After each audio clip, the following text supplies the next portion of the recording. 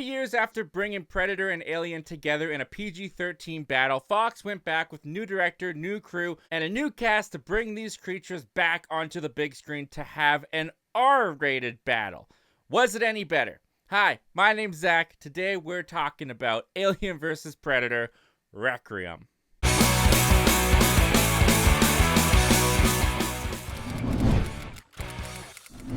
I started this YouTube channel because I cannot watch a movie without needing to talk about it afterwards. And if that sounds like you, you're in the right place. Consider hitting that subscribe button. Also, I want this to be a conversation between me and you, so comment down below your thoughts on Alien vs. Predator, Requiem. Do you think this is one of the worst movies ever made, like a lot of fans do? Are you actually a defender of this film? When did you first watch it? Comment down below. I'd love to hear your story. Also, this is a part of an ongoing series that we're doing throughout September. Every Monday and Friday, we're dropping a new review in the Alien franchise. You can go to this playlist right up here. We've got Alien, Aliens, Alien 3, Alien Resurrection, and Alien vs. Predator all done. Which, of course, brings us to today's film. So, let's just get into it. Let's talk about what worked about Alien vs. Predator, Requiem, if you can find anything. And honestly, truth be told, I should like this film more than the first one. In fact, this should be better than the first one because it's got more ingredients in it that interest me than the first Alien vs. Predator does. First of all, in the first Alien vs. Predator, you had to wait quite a while before the alien and the Predator shared the screen together. In this film, right off the jump, they give you Predator, they give you Alien, and you don't have to wait an hour to get to their first fight. And the fight sequences between the Predator and the Alien in this film, in some ways, are a little bit better and a little bit more interesting than the fights in Alien vs. Predator, where they take place in a suburban location. There's real citizens that are in danger. You can actually kind of feel the threat that these aliens and these predators are to this local community. Also, they've got a pretty cool idea in here where at the end of Alien vs. Predator, we saw that the Predator had been impregnated by the Queen, and we had that chest burster come out of his chest. This movie picks up right where that movie left off, so we actually get a new hybrid of alien in here, where it's a Predator-alien combination, and that idea is actually kind of cool. And as we saw in Alien 3, we know that when an alien impregnates a creature, it takes on those traits and attributions of the character, like how in Alien 3, the alien took on the attributes of the dog. So that idea of an alien taking the attributes and traits of a predator, that makes sense within the logic of the Alien universe that has been set up.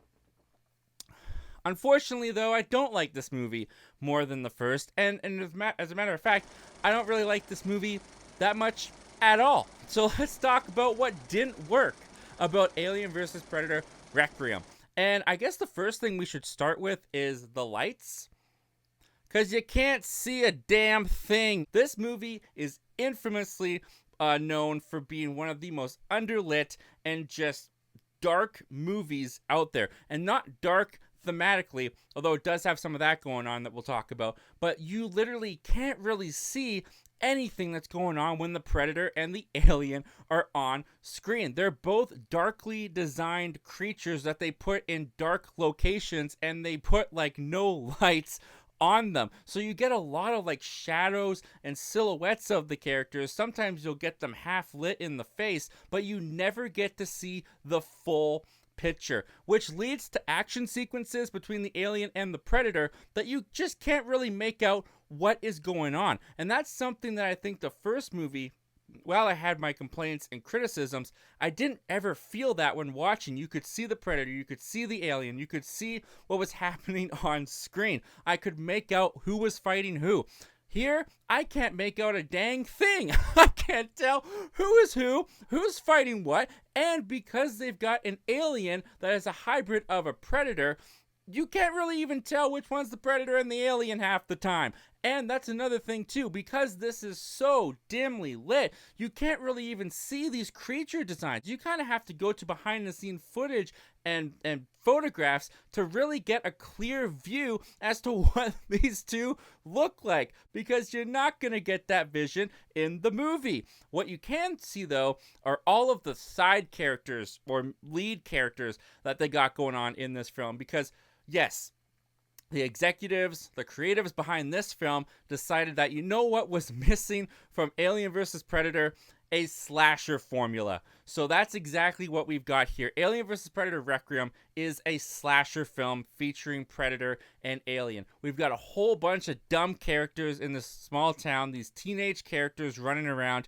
You don't care about any of them. In fact, the film does a very poor job not just setting up all these characters, but giving you a lead character to focus on. We've got a pizza delivery boy who has a crush on a girl. That girl also joins his crew. We've got the girl's ex-boyfriend that's in the crew. We've got a cop. We've got an ex-convict who is brother to the pizza delivery boy. We've got some Marine corporal woman in here and her daughter. She comes back from the military, and lo and behold, aliens and predators are out there, so she gets mixed up in the mix, and you don't learn a single thing about any of these characters. You don't get any likability from any of these characters, and a lot of these characters just kind of blend into the background.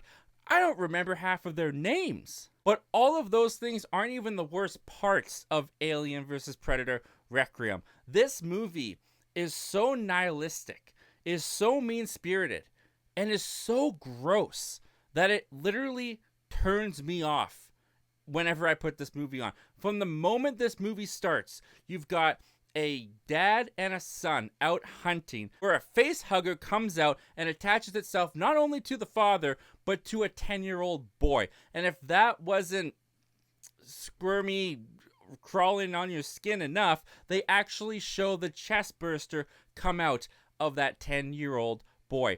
And this movie, all of its gore, all of its R-rated violence is simply there for shock value. And a lot of the shock value in this movie is just really disturbing, and not in a fun way. It is not fun to watch an alien go into the hospital where the newborn babies have just been born, find pregnant girls, and literally impregnate them with the eggs to where the chest bursters burst out of the pregnant bellies. That's just sick and twisted and not fun to have in an Alien vs. Predator movie. And that's the biggest sin about this movie. This movie feels like it completely goes against everything that Alien and Predator are supposed to be about and are supposed to be. Not just because they filled the cast with stock characters you would find in a generic slasher film, but the Alien and the Predator are not in the respective movies that the Alien and the Predator should be in, with Alien vs. Predator Requiem. And it's always so frustrating going back to this movie for me, because whenever it starts, I feel like they have the idea, they have something here. The Predator is actually in a forest, woods type area. He's not in the Arctic. He's not in a temple in the Arctic. He's in the environment that we want to see the Predator in. Aliens running around a suburban area, that could be really fun and interesting in a better film. But this film takes those ideas and, in a lot of ways, the explorations that we've been waiting to see in both of these franchises for so long, and they botch it. They ruin it. This movie is a huge failure on both the Predator franchise and both the Alien franchise. And for that reason alone, I'm going to give Alien vs. Predator Requiem a strong not recommend. I had only seen this movie once before. I had to watch it again, so it was fresh in my mind for this review series. And now that I've reviewed it on the channel, now that it's out there forever, I don't think I am ever going to put this on again. Don't forget, we'll be back on Monday to continue this series talking about Prometheus. Until that time, guys, if you like this content, you can check out the rest of the Alien reviews right up there in that playlist. Right down there is the most recently uploaded video to the channel. As always, guys, thank you so much for watching. And don't just watch movies, talk movies. I'll see you guys next time. Take care.